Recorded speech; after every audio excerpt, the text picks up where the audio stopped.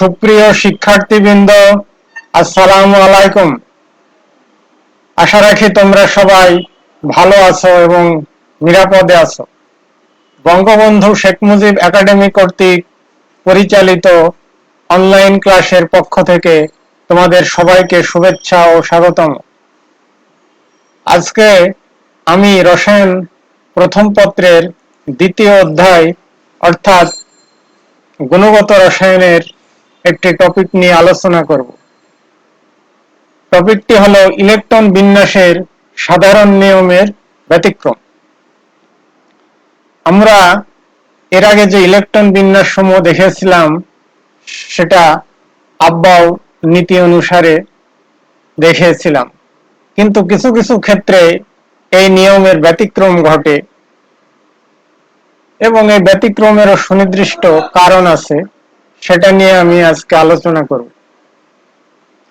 যেমন সাধারণ নিয়মে D4, D9, F6, F13 এরকম যদি ইলেকট্রন বিন্যাস হয় তাহলে এটা সত্যিকারের ইলেকট্রন বিন্যাস হবে না। অর্থাৎ আব্বাও নীতি অনুসারে ইলেকট্রন বিন্যাস যদি আমরা লিখি তাহলে কোনো পরমাণুর ক্ষেত্রে যদি ডি অরবিটালে 4টা, 9টা এবং এফ অরবিটালে 6টা বা 13টা হয়, সেই ক্ষেত্রে এটা সঠিক ইলেকট্রন বিন্যাস হবে না।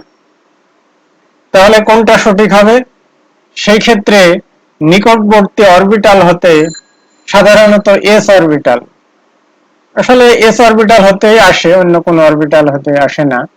তাহলে এক্ষেত্রে নিকটবর্তী এস অরবিটাল হতে একটি ইলেকট্রন এসে D5 অর্থাৎ ডি অরবিটালে কয়টা ছিল? 4টা। এখন নিকটবর্তী এস অরবিটাল হতে একটি ইলেকট্রন এসে কয়টায় পরিণত হবে? 5টায়। আবার যদি ডি অরবিটালে 9টা থাকে তাহলে নিকটবর্তী এস অরবিটাল হতে একটি ইলেকট্রন এনে 10টা করতে হবে। তারপরে যদি এফ অরবিটালে 6টা থাকে তাহলে এস অরবিটাল থেকে একটি ইলেকট্রন এসে 7টি হবে এবং এফ অরবিটালে 13টি থাকলে নিকটবর্তী এস অরবিটাল হতে একটি ইলেকট্রন এসে 14টা হবে। এর কারণ হলো অর্ধপূর্ণ ও সম্পূর্ণভাবে পূর্ণ অরবিটাল বেশি সুস্থিত। তবে সব ক্ষেত্রে আমরা অর্ধপূর্ণ করার চেষ্টা করব না বা করে না। কোন ক্ষেত্রে? যদি অর্ধপূর্ণ থেকে একটি কম থাকে। কিন্তু যদি D3 থাকতো তাহলে কিন্তু এস অরবিটাল থেকে 2টা এসে এখানে 5টা করতো না, কারণ এস অরবিটালেও তো ইলেকট্রন থাকতে হবে। একটি থাকলেও সেটা অর্ধপূর্ণ। অর্ধপূর্ণ অবস্থায় কি থাকে? স্থিতিশীল। অর্থাৎ যদি অর্ধপূর্ণ থেকে একটি কম বা পূর্ণ থেকে একটি কম ইলেকট্রন থাকে তখন নিকটবর্তী এস অরবিটাল থেকে একটি করে ইলেকট্রন এসে সেটা অর্ধপূর্ণ বা পূর্ণ করবে। এর কারণ কি? অর্ধপূর্ণ আর সম্পূর্ণভাবে পূর্ণ অরবিটাল বেশি সুস্থিত কেন? এটা হলো যেমন 3D অরবিটাল কয়টা? 5টা। তখন প্রত্যেকটায় যদি একটা করে ইলেকট্রন থাকে তাহলে কয়টা থাকবে? 5টা। তাহলে সবাই তো সমান করে ভাগ পেল। আবার যদি পূর্ণ থাকে প্রত্যেকে 2টা করে পেল, এখানে সবাই সমান পেল। অর্থাৎ সব অরবিটাল অর্থাৎ 3D এর প্রত্যেকটা অরবিটাল যদি সমান করে ইলেকট্রন পায় সেই ক্ষেত্রে সেই অবস্থায় অরবিটাল সমূহ স্থিতিশীল অবস্থায় থাকে। এটা হচ্ছে মূল কারণ যে অর্ধপূর্ণ থাকলেও সবাই একটি করে পাচ্ছে, আবার পূর্ণ থাকলে সবাই 2টি করে পাচ্ছে। এই কারণেই অর্ধপূর্ণ এবং সম্পূর্ণভাবে পূর্ণ অবস্থায় ইলেকট্রন বিন্যাস হলো স্থিতিশীল ইলেকট্রন বিন্যাস। এখন আমরা দেখি ক্রোমিয়ামের ক্ষেত্রে কি ব্যতিক্রম ঘটেছে। ক্রোমিয়াম কত? 24। তাহলে প্রথমে 1s এ দেব 2টা, 2s এ দেব 2টা, তারপর 2p তে 6টা, 3s এ 2টা, 3p তে 6টা। তাহলে কয়টা হয়ে গেল? 18।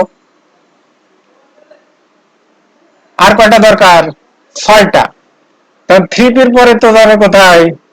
3p এর পরে যাবে 4s। তাহলে 4s এ তো আগে পূরণ করার কথা ছিল, এখানে 2টা দিয়ে তারপরে যদি বাকি থাকে আমরা কোথায় দিব? D তে। তাহলে 4s এ যদি 2টা দিতাম তাহলে 3d তে কয়টা হতো? 4টা। কিন্তু 4টা হলে কি হবে? যে নিকটবর্তী s অরবিটাল, এই যে নিকটবর্তী s অরবিটাল কোনটা? 4s। তাহলে 4s ছিল দুইটা, এখান থেকে একটা চলে গেল কোথায় 3d তে। তাহলে এখন 3d কি হলো, অর্ধপূর্ণ হলো। অর্ধপূর্ণ অবস্থায় d অরবিটাল কি স্থিতিশীল, যে কোনো অরবিটাল। আবার 4s অরবিটাল একটি থাকলো, 4s অরবিটালে কয়টি থাকতে পারে, দুইটি, এখানে তো একটা আছে, একটা থাকলে অর্ধপূর্ণ স্থিতিশীল। কিন্তু যদি এরকম হতো যে 3d তে 3 আর 4s এ 2, তখন কিন্তু এখান থেকে দুইটা নিয়ে যায় এখানে 5 করা যাবে না, কারণ 4s এরও তো নিজস্ব একটা স্থিতিশীলতা আছে, সে তো সবাই মানে সব ইলেকট্রন দিয়ে দিবে না। তাহলে কোন অবস্থায় শুধু হবে, যে অর্ধপূর্ণ থেকে যদি একটি কম অথবা পূর্ণ থেকে একটি কম থাকে, তখন নিকটবর্তী s অরবিটাল থেকে একটি ইলেকট্রন নিয়ে অর্ধপূর্ণ বা পূর্ণ করবে।